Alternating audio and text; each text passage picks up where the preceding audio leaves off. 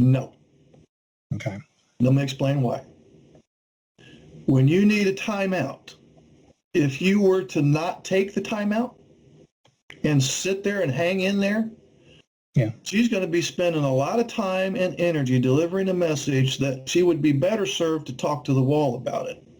Yes. The wall would probably retain more of it than you would in that moment. So it doesn't make any sense for you to go, okay, well, the timeout thing always causes a problem. Hanging in there causes a worse problem. So we're not talking about eliminating a problem here with the timeout. We're talking about picking the smaller devil. There's two devils. There's a huge one and there's a medium one. We'll pick the medium one. But another thing that will help is to give her a timeline, because I don't know, maybe you've already done that piece, but this is the best I can do for you. You will have to follow through with this whether she likes it or not. And if she doesn't like the timeout, she's going to feel abandoned. I'm sorry to say it, it's just too bad.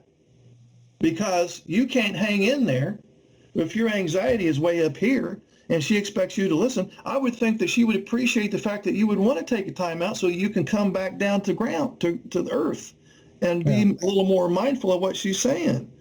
So why don't you try this, and maybe you already have. If you have not, do it. If you already have, you're going to have to keep doing it anyway, and say something like this: your message is important to me. I want to hear it. Right now, I'm not really retaining it. So I need to take a time out for your benefit because I want to get your message. And I will be back at X o'clock to talk about it.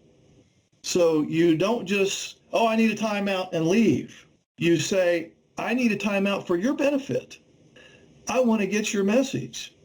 And right now, I'm not getting it. And you're kind of wasting your breath at this point. No offense.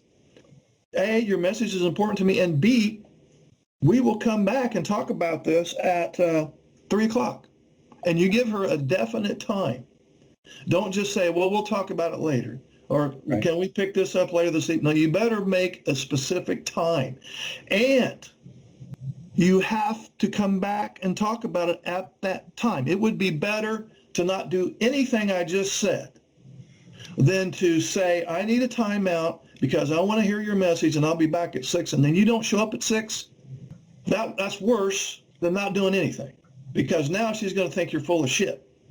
You deliver the message to her that this is about, I'm taking a timeout for your benefit. This is about you. This is about your message and me wanting to retain it. And I will be back to talk to you about this at 6 o'clock. You wouldn't necessarily have to make it right on the minute. You could say, we will tackle this thing sometime between 6 and 6:30, somewhere in there. But you got to make sure you get back to it. Unless you're saving a baby from drowning in the backyard pool, your ass better be there at 6 o'clock.